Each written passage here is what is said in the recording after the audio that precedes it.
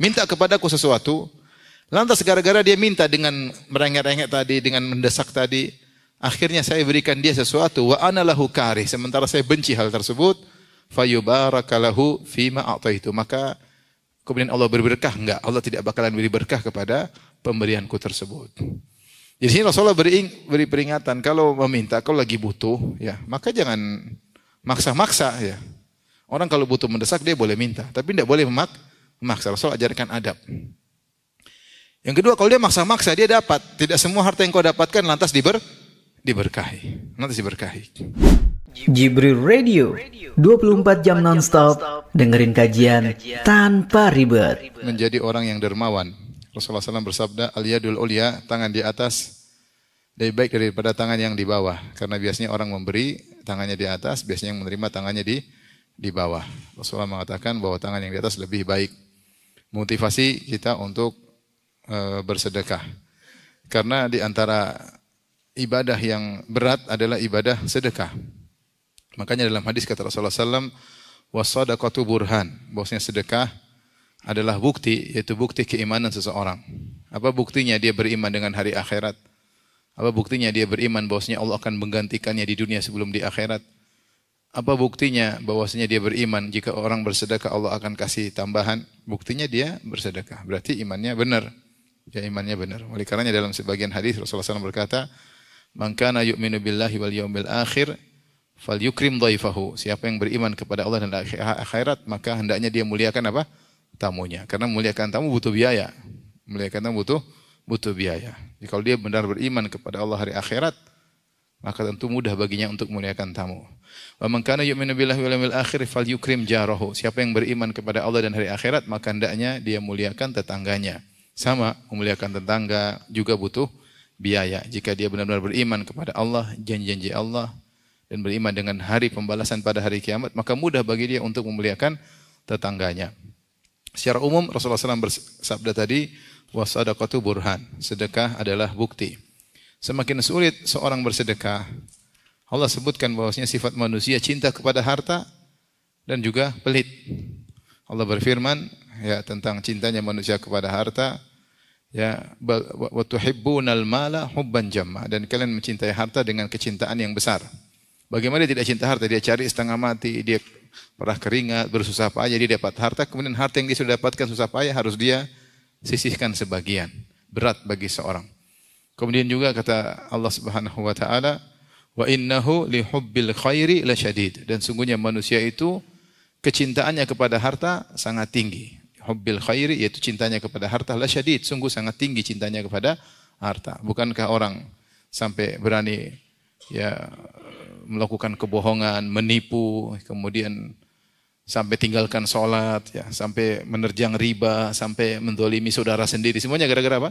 Gara-gara harta. Maka sungguh benar cinta manusia kepada harta, cinta yang sangat tinggi. Sampai dia rela bermusuhan dengan karib kerabatnya, bahkan sampai bunuh-bunuhan, semuanya karena harta.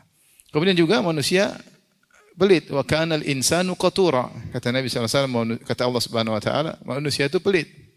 Manusia itu pelit untuk melepaskan hartanya. Kemudian juga Allah berfirman, wa uhdiratil anfusus syuh, bahwasanya jiwa itu ada rasa pelitnya, ya. Tidak mau memberikan sebagian hartanya. Oleh karenanya Rasulullah SAW memberi motivasi bahwasanya orang yang memberi tangannya di atas maka dia lebih baik. Ini semua motivasi. Al-yadul ulya, tangan yang di atas, khairun minal yadis sufla, lebih baik daripada tangan yang di bawah. Setelah itu Rasulullah SAW mengajarkan bagaimana cara sedekah yang benar. Kata Rasulullah SAW, wabda biman ta'ul, mulailah dengan orang-orang yang menjadi tanggunganmu, ya, seperti istri, anak-anak. Ya, ini yang paling utama. Setelah itu mungkin berlanjut pada orang tua, pada kerabat, kakak adik, ponakan-ponakan, kerabat-kerabat dekat yang mungkin juga miskin, maka lebih utama untuk kita sedekahi. Tapi yang paling utama yang wajib bagi kita itu anak dan istri, anak dan istri. Wa khairus sadaqati, dan sebaik-baik sedekah makana an dhahri ginan. Sebaik-baik sedekah adalah yang dilakukan di atas punggung yang berkecukupan. Apa yang dimaksud dengan punggung yang berkecukupan? Artinya sebelum kau bersedekah kepada orang lain, pastikan bahwasanya anak istrimu sudah cukup, sudah mencukupi. Itu maksudnya, ya. Sebagaimana ketika Sa'ad bin Abi Waqqas radhiyallahu anhu, dia merasa akan meninggal dunia dan dia punya satu orang putri saja. Kemudian dia bilang, "Ya Rasulullah, saya ingin bersedekahkan hartaku." Kemudian Rasulullah bilang, "Bagaimana kalau setengahnya?" Kata Rasulullah, "Banyak setengah." "Bagaimana kalau sepertiga?" Kata Rasulullah SAW, "Sepertiga tidak apa-apa, itu pun sudah banyak." Jadi mau sedekahkan hartanya semuanya Rasulullah larang. Setengah Rasulullah larang. Sepertiga Rasulullah SAW bolehkan. Karena dia merasa sudah mau meninggal dan putri yang ditinggalkan cuma siapa? Cuma satu, sehingga dia tidak punya beban yang berat. Maka Rasulullah SAW saat itu mengatakan, "Innaka antadhara warasataka aghniya khairun min antadharahum alatan yatakaffafunan nas." Sungguhnya kau meninggalkan anak keturunanmu, ahli warismu dalam kondisi berkecukupan, itu lebih baik daripada kau meninggalkan mereka dalam kondisi miskin, minta-minta kepada orang lain. Subhanallah, dia sedekahkan sepertiga hartanya. Ternyata setelah itu Sa'ad bin Abi Waqqas radhiyallahu anhu hidup berumur panjang, anaknya banyak, hartanya banyak, nggak ada yang tahu. Intinya sedekah yang paling utama adalah yang wajib. Maka di sini Rasulullah SAW menyebutkan dengan lafal sedekah, sebaik-baik sedekah adalah yang kau keluarkan setelah kau berkecukupan. Kenapa Rasulullah SAW sedekah? Karena banyak orang ketika memberi nafkah kepada anak istrinya tidak merasa sedang bersedekah. Padahal itu sedekah yang paling utama, itulah sedekah yang wajib. Makanya Rasulullah SAW mengatakan, "Dinarun anfaqtahu fi sabilillah." Sekeping dinar yang kau infakkan di jalan Allah. "Wa dinarun anfaqtahu fi raqabah." Sekeping dinar yang kau infakkan untuk memerdekakan seorang budak. "Wa dinarun tasaddaqta bihi ala miskinin." Sekeping dinar yang kau sedekahkan untuk orang miskin. "Wa dinarun anfaqtahu ala ahlik." Dan sekeping dinar yang kau infakkan untuk keluargamu. "A'dhamuhu ajran alladhi anfaqtahu ala ahlik." Yang paling besar pahalanya adalah yang kau infakkan untuk keluargamu. Kenapa bisa demikian? Karena infak fisabilillah, infak untuk fakir miskin, infak untuk memerdekakan budak hukumnya sunnah. Adapun infak untuk anak istri hukumnya apa? Wajib. Maka saya ingatkan kalau kita sedang mengeluarkan biaya untuk anak istri kita, kita jangan, terutama kebutuhan primer ya. Tidak usah pelit-pelit. Kalau dia minta tas mahal baru kita pelit ya. Tapi kalau untuk makan, minum, berobat, beli baju, biaya sekolah, beli kendaraan, yang primer-primer, kebutuhan primer, maka jangan ragu-ragu. Itu harta kita dikeluarkan pada tempatnya. Bayar listrik.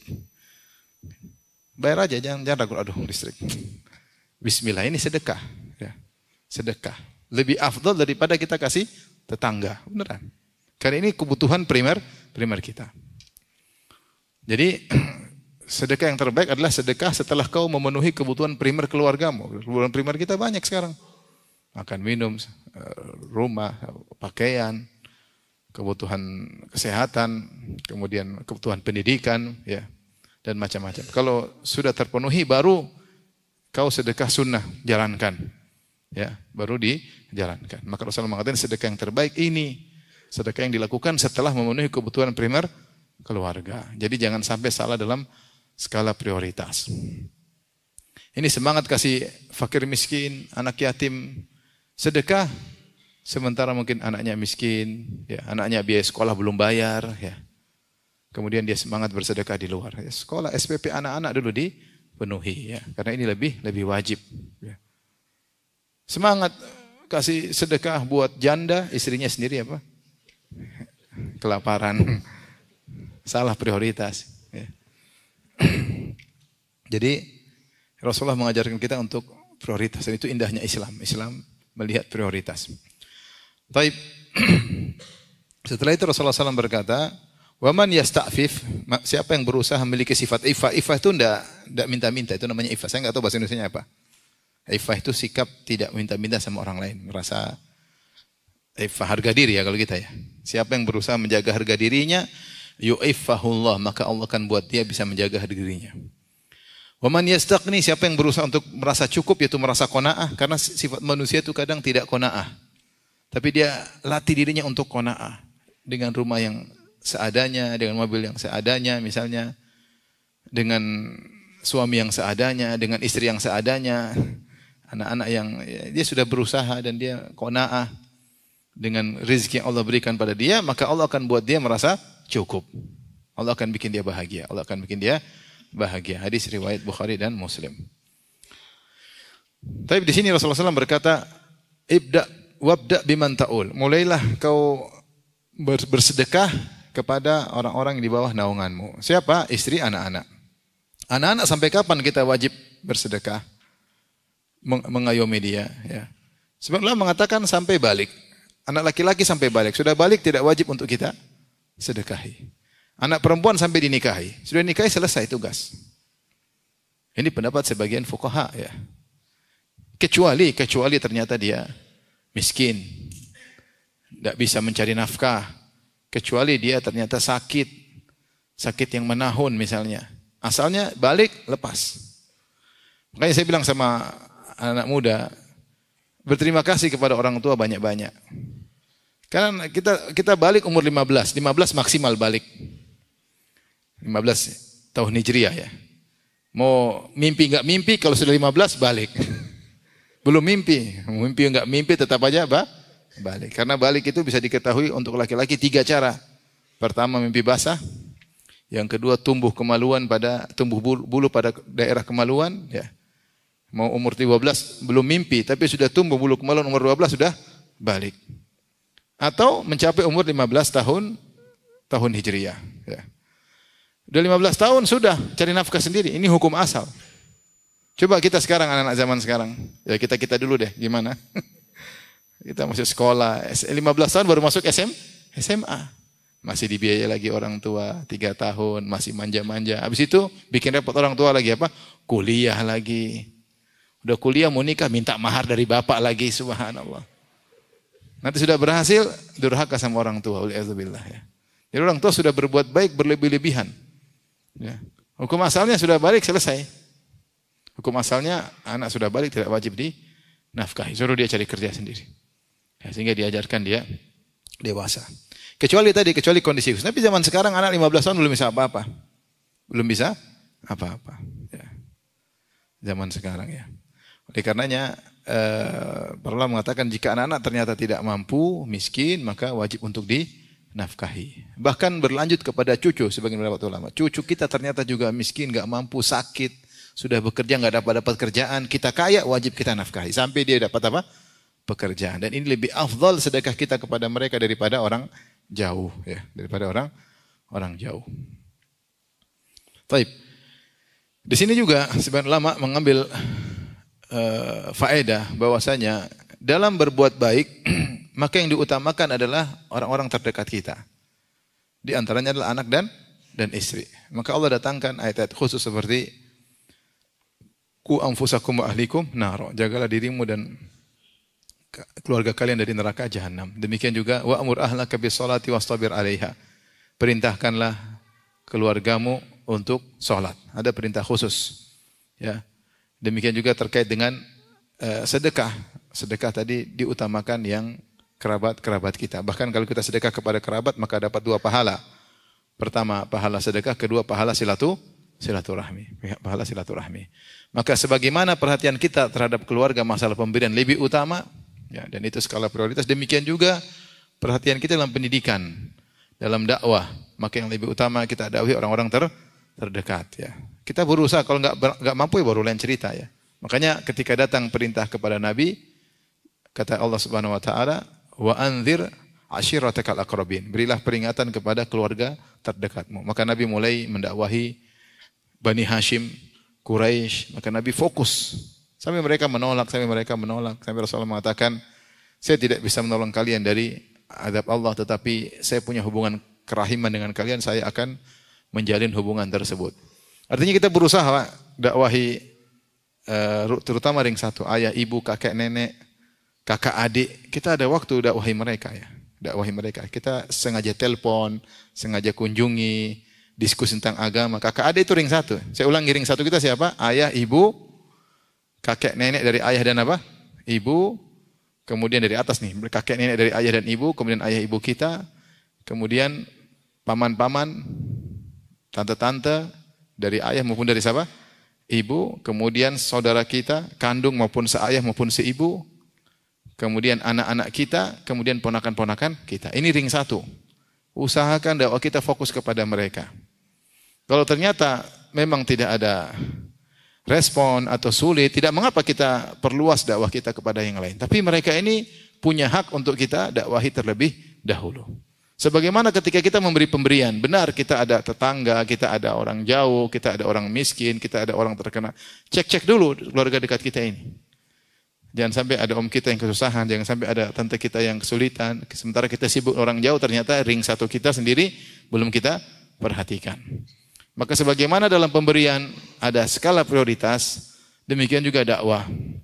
Sudahkah kita sempatkan diri mendakwahi kakak adik kita? Sudahkah kita ajak ponakan-ponakan kita diskusi, kita arahkan mereka untuk belajar agama yang baik ya. Ya, ini ring satu yang harus kita utamakan. Baru kemudian kita melebar dan melebar dan melebar. Baik. Hadis ini tidak bertentangan dengan hadis yang lain. Hadis yang lain mengatakan afdhalus shadaqah juhdul muqil atau kama qala Nabi sallallahu alaihi wasallam. Kata Rasulullah sallallahu alaihi wasallam, sedekah yang terbaik ada yang dikeluarkan oleh orang yang memiliki sedikit ya. Jadi maksudnya meskipun dia punya sedikit dia tetap bersedekah. Tapi sedikit itu maksudnya setelah dia memenuhi kebutuhan keluarganya ya. Maksud di sini juga, maksud Nabi bukan berarti mencukupi keluarga baru kita bersedekah. Bukan maksudnya kita belikan anak-anak mobil semuanya, kita mewah-mewahin. Bukan begitu maksudnya. Yang penting kebutuhan primer mereka sudah dipenuhi, mulai kita melebarkan sedekah kita. Ya. Jadi bukan tunggu masing-masing anak punya rumah baru kita sedekah, enggak. Ya. Ya. Masing-masing istri punya rumah baru kasih sedekah. Enggak. Sampai kapan mau sedekah kalau begitu ya? Enggak, tapi yang penting kebutuhan primer mereka sudah punya tempat tinggal, bisa sekolah. Sudah mulai kita sedekah dan sedekah akan mendatangkan keberkahan. Dan ini juga hadis menunjukkan Rasulullah mengatakan waman yasta'fif, siapa yang berusaha tidak minta-minta padahal dia ingin minta, yu'ifahullah, Allah akan berikan dia sifat ifah, menjaga diri. Dia pasti mampu. Jadi dengan berusaha Allah akan berikan. Waman yastaghni, siapa yang berusaha berasa berkecukupan, berusaha belajar diri untuk qanaah, yughnihillah, maka Allah akan buat dia menjadi qanaah. Harus diusahakan. Harus diusahakan. Sama seperti sabda Nabi SAW, innamal ilmu bitta'allum wa innamal hilmu bittahallum wa man yatasabbar yusabbirhullah. Ilmu itu diraih dengan belajar. Siapa yang berusaha akan dikasih ilmu. Wa innamal hilmu bittahallum. Hilm itu maksudnya sifat tidak mudah memberi hukuman, sabar, memaafkan. Itu juga butuh belajar. Kalau tidak belajar susah, sedikit-sedikit marah, sedikit-sedikit memberi balasan, hukuman. Tapi orang yang halim, dia berusaha nanti ajalah, nunda, saya tidak perlu marah, saya maafkan. Maka dia akan bisa.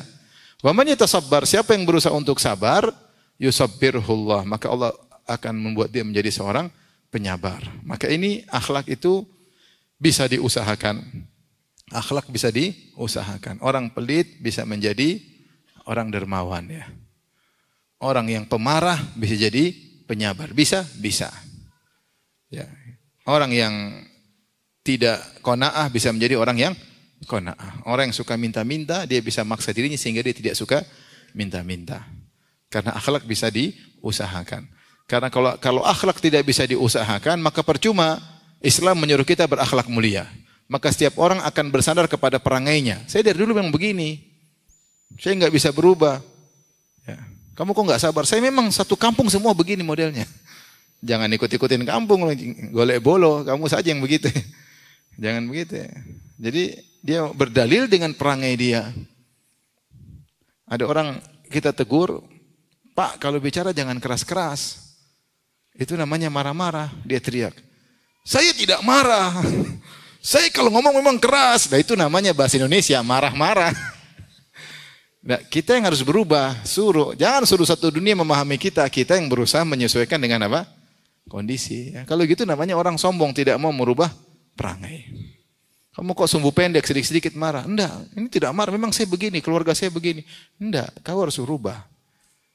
Karena akhlak itu bisa diusahakan. Makanya kata Rasulullah SAW, ana zaimun bi baitin fi a'lal jannah liman hasana khuluquhu. Aku jamin surga istana di atas surga, aku jamin istana di atas surga bagi orang yang perbaiki apa? Akhlaknya. Ini Rasulullah bilang. Siapa yang belajar qanaah, Allah bikin dia apa? Qanaah. Siapa yang belajar sabar, Allah akan bikin dia apa? Sabar ya. Saya sering cerita hal ini. Saya pernah satu tempat diundang makan-makan. Makanya saya ingat ya. Yang undang orangnya kalem banget. Kalem sekali, kalem, ramah. Kemudian kita makan-makan kambing seterusnya. Setelah keluar ada kawan bilang, Ustaz, tahu tadi si fulan? Iya, Masya Allah, akhlaknya baik sekali ya. Lemah lembut. Kata dia, Ustaz itu dulu orangnya emosian. Emosi, suka marah-marah. Saya lama gak ketemu lagi dia sudah jadi begini. Sampai kalau dia tawar beli barang saya, dia tawar, saya nggak tega untuk kurangi segini ya. Saya kurangi akhirnya nggak tega sama dia. Jadi maksud saya ini bukti orang bisa berubah dari pemarah bisa menjadi tidak apa? Tidak pemarah. Dari pemarah bisa menjadi penyabar. Maka jangan kita bilang ini sudah dari sananya begini. Kalau dari suku ini memang begini, nggak ada. Itu omong kosong. Itu orang yang sombong, tidak mau merubah apa? Merubah dirinya. Bisa kalau dia mau. Siapa yang bilang? Nabi Shallallahu Alaihi Wasallam. Baik, kita lanjutkan hadis berikutnya.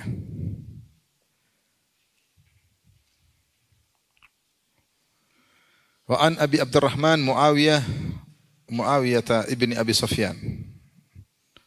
Qala radhiyallahu anhu qala, beliau berkata, qala Rasulullah sallallahu alaihi wasallam, Rasulullah SAW bersabda, la tulhifu fil mas'alati. Janganlah kalian ilhah. Ilhah itu maksa-maksa, ngerengek-ngerengek, minta-minta. Apa bahasa Indonesianya? Ayolah. Itu bahasa Indonesia apa gitu?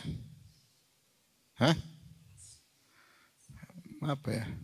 Itu dalam doa bagus kalau berdoa kepada Allah. Kalau kita bilang merongrong kurang cocok.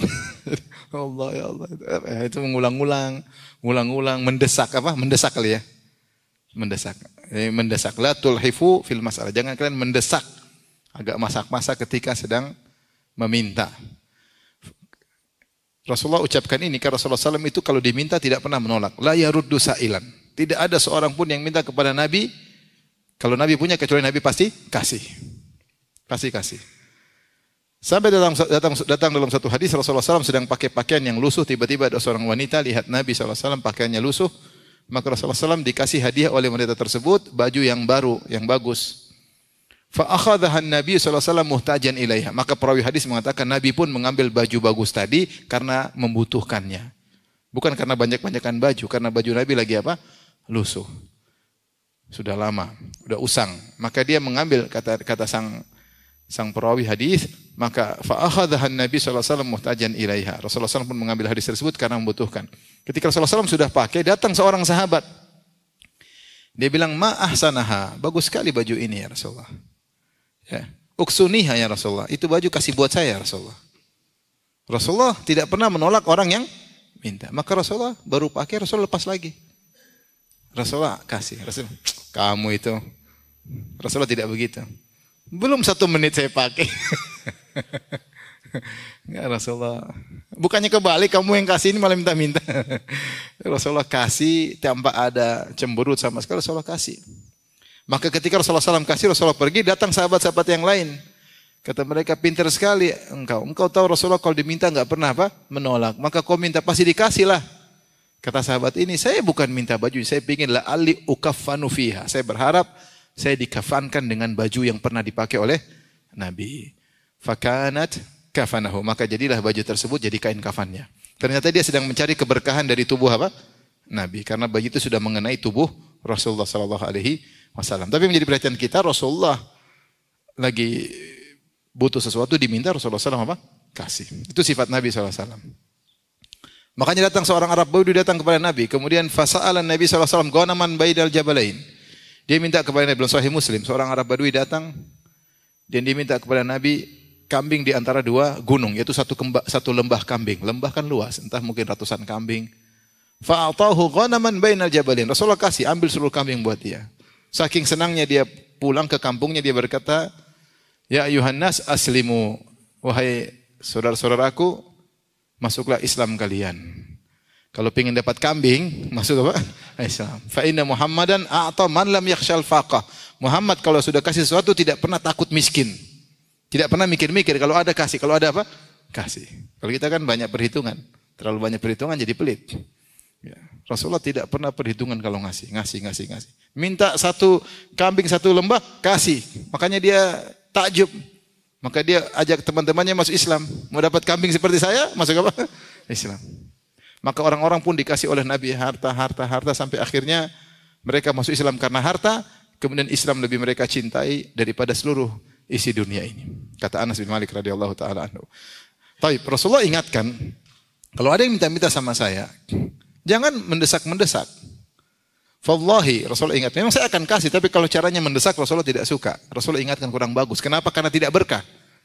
Kalau kasih, Rasulullah kasih, tapi jangan minta dengan mendesak. Wallahi, la yas'aluni ahadun minkum syai'an fatukhrija lahu mas'alatuhu minni syai'an wa ana lahu karih. Tidaklah demi Allah, tidaklah salah seorang dari kalian minta kepadaku sesuatu, lantas gara-gara dia minta dengan merengek-rengek tadi, dengan mendesak tadi, akhirnya saya berikan dia sesuatu wa ana lahu karih, sementara saya benci hal tersebut, fayubarakalahu fima a'taitu, maka kemudian Allah berberkah? Enggak, Allah tidak bakalan beri berkah kepada pemberianku tersebut.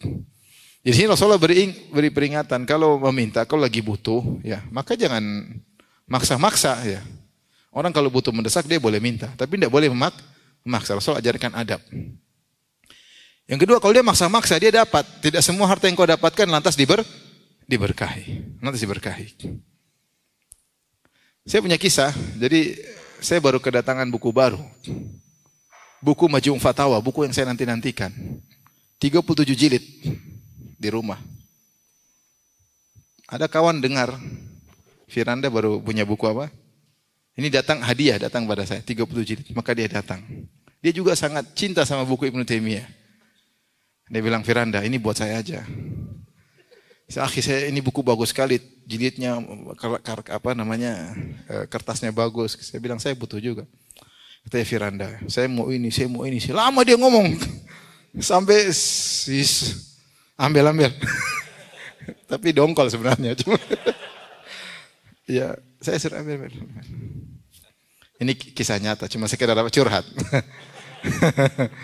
Karena itu tidak saya lupakan. Karena buku saya butuhkan, cuma dia duduk nggak pulang-pulang. Jadi kan gimana? Sudah dikasih kue, dikasih apa nggak pulang-pulang. Terus gimana cara ngusir dia? Nggak bisa. Saya ambil. Dia pulang dengan semangat. Jazakallahu khairan. Oh iya.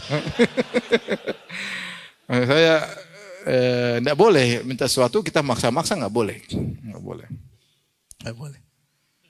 Seperti kita minta, misalnya minta orang supaya traktir dong. Ya, itu dia terpaksa.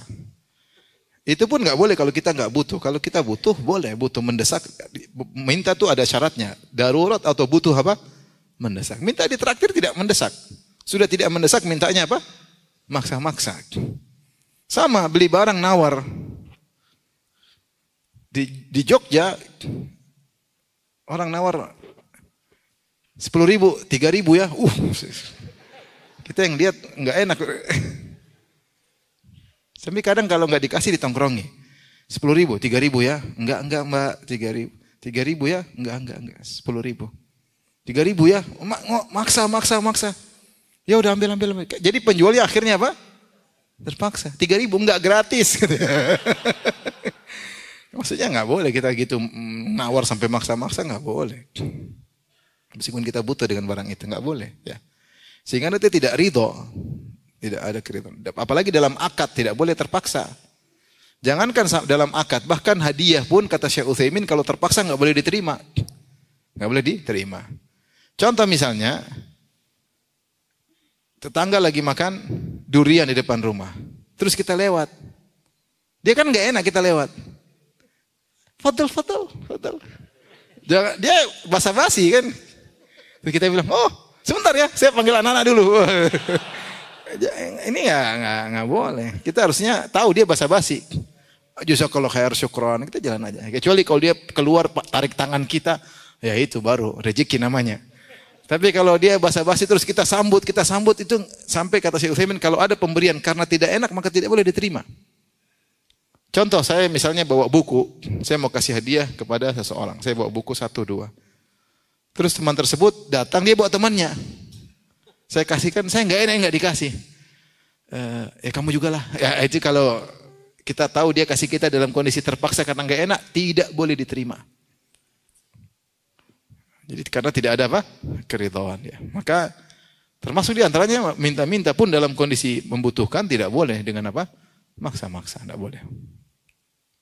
Maka Rasulullah jelaskan, saya memang kasih, apapun yang kalian saya kasih. Tapi kalau ada yang minta-minta dengan cara mendesak, akhirnya saya memberikan dalam kondisi tidak suka, maka tidak akan diberkahi, tidak akan diberkahi. Dari sini para ulama mengatakan bahwasanya kondisi orang meminta-minta yang boleh ya kalau dalam kondisi darurat. Darurat boleh minta-minta. Darurat. Bahkan kalau dia tidak minta kemudian dia meninggal dia berdosa. Bahkan sebagian ulama mengatakan dalam kondisi darurat dia minta dia dapat pahala karena itu cara yang bisa dia lakukan, ada cara lain. Dia tidak bisa kerja, dia tidak bisa ini, kemudian dia minta. Dia minta. Karena darurat, kalau enggak dia mati. Karena dia diperintahkan untuk jaga apa? Nyawanya. Jangan sampai dia kemudian bunuh diri. Ya. Allah mengatakan, wala tulqu bi aydikum ila tahlukah. Jangan kau lemparkan dirimu dalam kebinasaan. Jangan dia malu, harga diri, akhirnya meninggal. Tidak boleh kata para ulama. Karena kondisinya apa? Darurat. Maka dia harus minta. Bahkan dalam minta tersebut, dia dapat pahala. Bahkan datang dalam satu hadis yang dhaif, Rasulullah mengatakan tangan di atas lebih baik daripada tangan yang di bawah. Kecuali yang di bawah dalam kondisi darurat. Maka yang di bawah lebih afdal daripada yang ngasih. Sampai ada hadis, tapi hadisnya lemah. Kenapa? Ketika dia darurat baru dia minta. Darurat baru dia minta. Berarti dia sudah berusaha semaksimal mungkin dan tidak ada cara yang lain. Maka Allah muliakan dia. Karena dia tidak minta kecuali apa? Darurat. Tapi yang intinya kalau minta dalam keadaan darurat. Artinya kalau tidak kita lakukan kita bakalan meninggal, bakalan binasa. Maka tidak mengapa kita minta dalam kondisi apa? Darurat. Bahkan itu berpahala. Karena kita sedang menjaga nyawa kita. Seperti misalnya di rumah, nggak ada orang, anak-anak lagi pergi, kemudian kita sakit, kita boleh telepon tetangga, kita boleh ketuk rumah pintu mereka kalau darurat. Jangan kita malu-malu akhirnya kita binasa, nggak boleh. Nggak boleh. Karena kita dilarang oleh Allah untuk membunuh diri sendiri. Baik, ini yang pertama, yang boleh minta. Yang kedua, dalam kondisi mendesak. Tidak sampai darurat, tapi mendesak. Dia bukan orang yang suka minta-minta, tapi ini kondisi mendesak. Dia mendesak, tidak sampai dia mati kalau tidak. Tapi dia mendesak, harus dia butuh ini mendesak. Ada kebutuhan dadakan untuk pengobatan. Meskipun mungkin tidak berobat, mungkin dia tidak mati. Cuma dia payah. Maka kondisi mendesak boleh juga kita minta-minta kalau memang tidak punya. Dengan syarat tidak punya ya. Dengan syarat tidak punya yang mencukupi. Kalau punya semuanya tidak boleh minta. Maka dalam kondisi mendesak juga boleh minta-minta. Kebutuhan yang mendesak. Adapun kalau punya baru minta-minta, maka ini tercela. Ini tercela. Bahkan sebenarnya mengatakan hukumnya haram. Hukumnya haram. Asal dalam minta-minta hukumnya haram. Meminta bukan karena kebutuhan mendesak. Apalagi meminta-minta dalam rangka memperbanyak harta. Tentu ini hukumnya haram. Tidak boleh.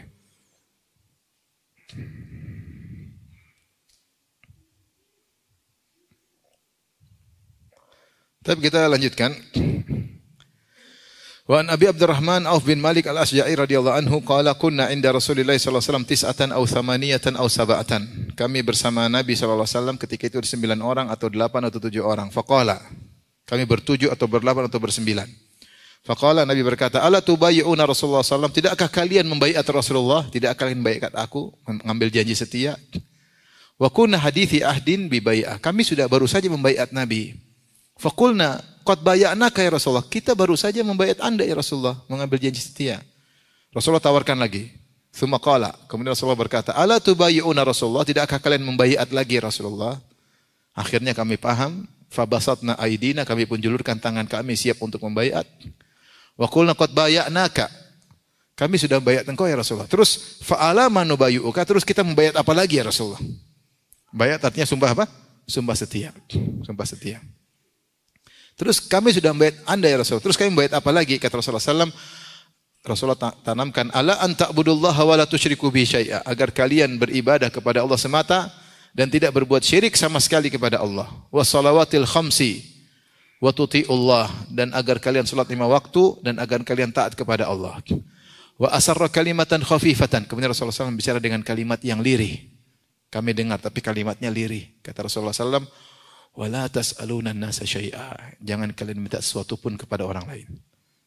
Jangan sesuatu pun kepada orang lain. Kemudian kata sang perawi Abu Auf bin Malik Al-Asja'i, faqad ra'aitu ba'dha ulaika an-nafar yasqutu sawtu ahadihim fama yas'alu ahadan yunawiluhu iyyahu. Sungguh aku melihat salah seorang dari mereka yang 9 orang atau 8 atau 7 orang tersebut ketika sedang naik onta atau naik himar misalnya, terus apa namanya ini? Cemeti ya? Cambuk buat hewan jatuh. Dia ini sedang di atas onta, ada orang di bawah, dia tidak bilang tolong ambilkan, enggak. Padahal ini perkara ringan, artinya biasa, enggak. Tidak merepotkan orang. Cuma enggak, dia turun diambil sendiri. Karena mereka sudah berjanji kepada Nabi untuk tidak meminta sesuatu pun kepada manusia. Maka dari sini para ulama mengatakan tidak minta kepada manusia, sebisa mungkin itu yang terbaik. Jangan minta-minta. Karena pada meminta-minta itu ada 3 problem. Meminta-minta itu problem. Pertama, kalau udah minta-minta, biasanya mengeluhkan Allah kepada orang yang kita minta-minta. Biasanya demikian. Aduh, saya miskin, saya susah, saya begini. Seakan-akan dia mengeluhkan takdir Allah kepada manusia. Sehingga orang yang minta-minta itu seakan-akan mengeluhkan Allah kepada apa? Makhluk. Mengeluhkan Khalik kepada makhluk. Ini yang pertama. Yang kedua, Rasulullah melarang kita untuk menghinakan diri kita. Dan biasanya orang kalau minta-minta itu dia ada merendahkan apa? Dirinya. Aduh, saya begini, tolong dong, ngemis-kemis. Itu juga terlarang. Problem yang ketiga, meminta-minta itu merepotkan orang yang diminta-mintai. Ya. Merepotkan orang yang diminta-mintai. Pertama, membuat dia harus mengeluarkan apa? Uang. Membantu, terkadang dia merasa terpaksa. Atau menjerumuskan dia, kadang-kadang dia menjadi riya. Maka dari sini sebagian ulama mengatakan hukum asal minta-minta, kalau tidak darurat atau tidak kebutuhan mendesak, ya, maka hukum asalnya adalah haram. Ya. Hukum asalnya adalah haram. Berbeda kata para ulama, kecuali kalau memang engkau tahu orang itu senang untuk kau senangkan hatinya. Seperti Nabi terkadang meminta sebagian sahabat untuk melakukan apa? Sesuatu. Ambilkan ini. Karena mereka senang kalau disuruh oleh Nabi SAW. Ada sebagian orang, misalnya kawan kita tahu dia senang. Kapan undang lagi makan kambing? Dia senang kalau undang kita makan. Jangan merasa, ini benar ya, benar-benar dia senang ya. Bukan kita merasa salah paham ya, terlalu GR. Padahal dia nggak suka sebenarnya. Artinya dia nanyanya, kapan ke rumah lagi? Ya, dia senang. Isyarat dari dia, bosnya dia senang kalau kita datang ke rumahnya. Maka tidak kapan undangan lagi, kita tunggu ini ya. Seperti itu tidak apa-apa. Karena dia senang akan hal tersebut. Justru kita menyampaikan hal tersebut untuk menyenangkan apa? Hatinya. Sehingga kita menyisihkan waktu untuk bertemu dengan dia. Tapi kalau, dan ini biasanya untuk persahabatan dan yang lainnya. Tapi kalau tadi kondisinya minta-minta, mengeluh, merendahkan diri dan merepotkan orang, maka ini hukum asalnya tidak boleh kecuali dalam kondisi darurat atau dalam kondisi mendesak.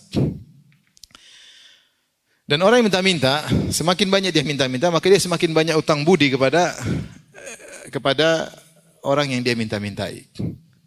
Dan semakin banyak kita utang budi sama orang gara-gara kita minta-minta, akhirnya terkadang tawakal kita kurang kepada Allah Subhanahu wa taala. Ya. Tawakal kita kurang kepada Allah Subhanahu wa taala ya. Maka seorang tidaklah meminta-minta kecuali tadi saya katakan darurat atau apa? Mendesak. Apa kata Ibnu Taimiyah rahimahullahu taala? Ahsin ilan nasi takun amirahu. Berbuat baiklah kepada orang lain, niscaya kau akan mengambil hatinya. Wahtaj ilan nasi, ya, maka butuhlah kepada orang lain, takun asirahu, maka kau akan jadi tawanannya. Wastagni aman syi'ta takun nadhirahu.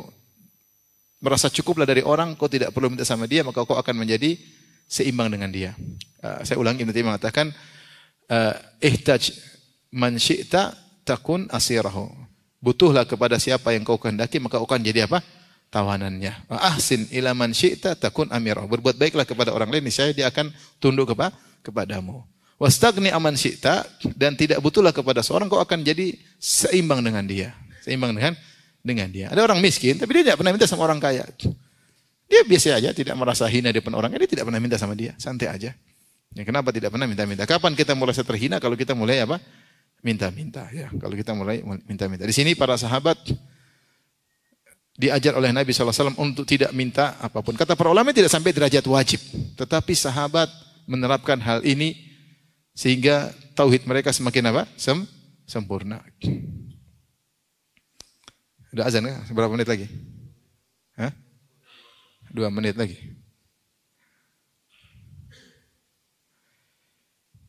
Baik, kita lanjutkan. Hadis berikutnya, wa Ibnu Umar radhiyallahu anhuma anna Nabi sallallahu alaihi wasallam qaal, dari Ibnu Umar radhiyallahu anhuma bahwasanya Rasulullah sallallahu alaihi wasallam bersabda, la tazalul mas'alatu bi ahadikum hatta yalqallaha ta'ala wa laysa fi wajhihi muz'atu lahmin. Senantiasa seseorang minta-minta sampai dia bertemu dengan Allah dalam kondisi tidak ada sepotong daging di wajahnya. Kita tunda pada pertemuan apa? Berikutnya insyaallah taala. Demikian, wabillahi taufiq hidayah. Assalamualaikum warahmatullahi wabarakatuh. Jibril Radio 24 jam nonstop dengerin kajian tanpa ribet.